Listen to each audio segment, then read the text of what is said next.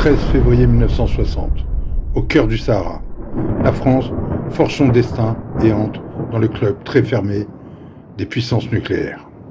Le plus grand secret, la garantie de notre souveraineté, c'est le dernier chapitre d'une grande et longue histoire.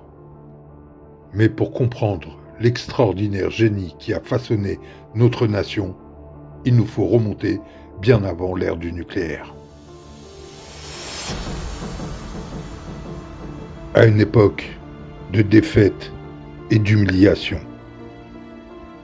Le traumatisme est profond, gravé dans le sang de nos soldats et dans les pierres meurtries de nos villes. En 1884, une découverte qui va devenir un secret d'État va changer notre destinée à tout jamais. Le secret d'État, jalousement gardé par l'état-major, allait bientôt donner naissance à une arme révolutionnaire. Après 2 ans d'impasse, c'est le général Boulanger qui réalisa l'impossible en seulement 6 mois. L'extraordinaire accompli, le premier fusil français à répétition, le fusil qui forgera la légende, le Lebel. Il sera l'avant-garde de l'armement mondial de son époque. En réalité, il n'était que le messager d'une partie de l'équation. Son véritable secret réside dans sa munition, une technologie si avancée qu'elle défie la raison et le temps. Le secret réside dans l'invisible, créé en 1884 par Paul Vieille. Avec une puissance 3 fois supérieure à la poudre noire, ce secret farouchement gardé allait redéfinir l'art de la guerre. Après sa mise en service en 1887, le Lebel ne se contenta pas de démontrer sa supériorité, il la forgea.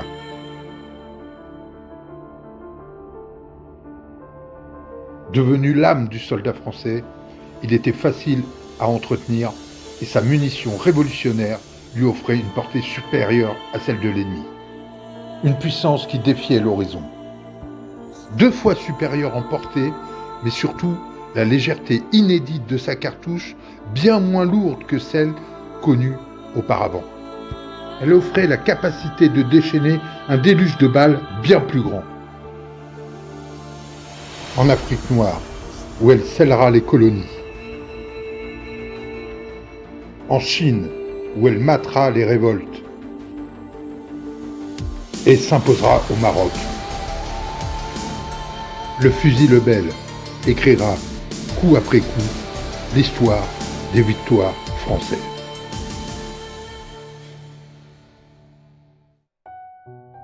« 14 août, le monde bascule dans l'horreur industrielle de la mort. Et la France se mobilise, une fois de plus, pour faire face à son ennemi juré. Cette fois, le déchirement de la chair et de l'acier va prendre des proportions jamais vues. Nos soldats vont s'appuyer sur le Lebel, mais l'ennemi est équipé du redoutable G98. Mais les enjeux sont ailleurs, non pas dans les fusils, mais dans l'enjeu de la guerre moderne, la guerre industrielle. Une arme présente sur les champs de bataille depuis des siècles va opérer une métamorphose radicale grâce à une innovation française majeure.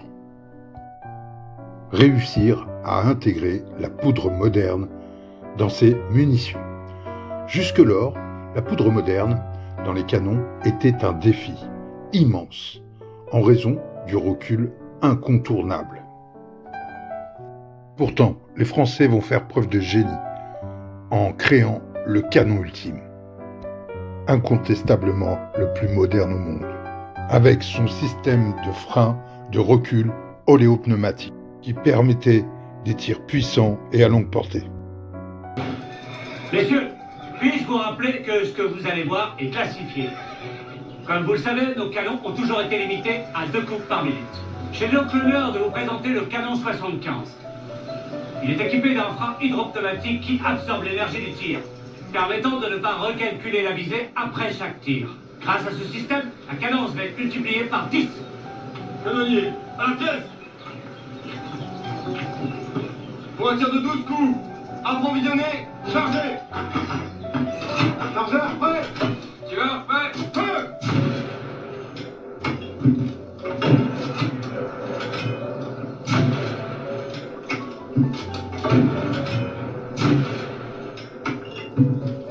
Le voisin allemand se décide à nous faire une nouvelle visite.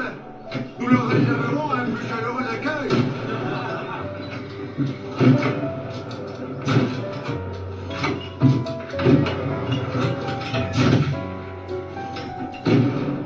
Au 75. Nos soldats ont consenti au sacrifice ultime pour bâtir nos libertés. À la bravoure des soldats s'est ajouté le canon de 75. Une prouesse pour nos ingénieurs français, dont l'ingéniosité fut déterminante pour le triomphe et la sauvegarde de nos libertés. 150 ans plus tard, le génie du Lebel et du 75 continue à façonner notre armement des principes étonnamment fondamentaux. La poudre vive qui propulsait les balles du Lebel est toujours au cœur de l'énergie de nos munitions. De même que le système oléopneumatique du canon 75 résonne dans la conception de notre artillerie moderne, comme le canon César. Le fusil prolongement du soldat, à l'instar du Lebel, il demeure un outil essentiel et indissociable du soldat. La guerre, elle, prend un nouveau tournant impersonnel. Si nos armes s'appuient toujours sur des bases solides, l'arrivée des drones redéfinit le combat, transformant à distance sa nature même. Aujourd'hui, si tuer reste l'objectif, l'évolution pourrait bien se concentrer sur la protection augmentée du soldat. Du génie de la poudre moderne à la bombe atomique, les armes révèlent une innovation aussi stupéfiante que dévastatrice.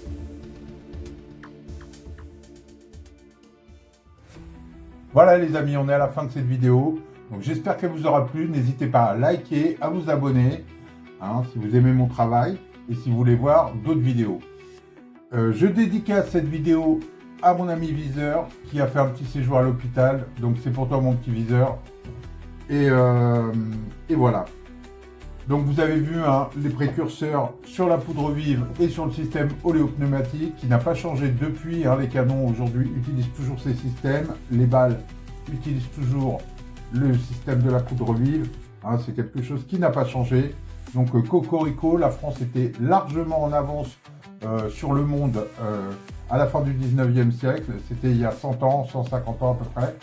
Et on était largement en avance. Donc c'est quelque chose de formidable de voir qu'un pays comme le nôtre a fait avancer technologiquement énormément d'armes et était un précurseur. Malheureusement, je ne parlerai pas des politiques d'aujourd'hui, mais et avec la situation mondiale, vous voyez bien que c'est un petit peu compliqué. Mais c'est dommage que notre industrie, nos ingénieurs et nos... ils n'ont rien à voir avec nos ingénieurs de l'époque qui, eux, étaient dévoués. Et voilà, quoi. C'était un autre monde. C'était vraiment un autre monde, un monde que j'adore et que je vous fais partager régulièrement dans mes vidéos. Ce monde du 19e siècle qui était vraiment un monde extraordinaire au niveau de l'armement. Pas que en France, il y avait de très bonnes inventions aux États-Unis, en Angleterre et dans bien d'autres pays.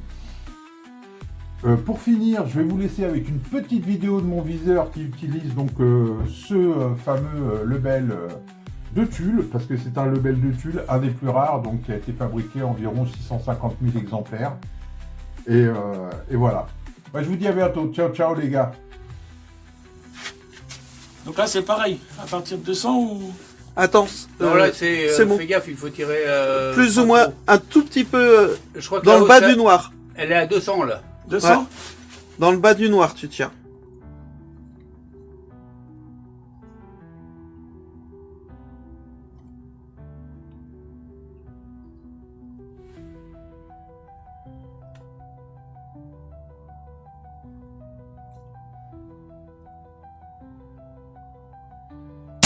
Waouh. Waouh.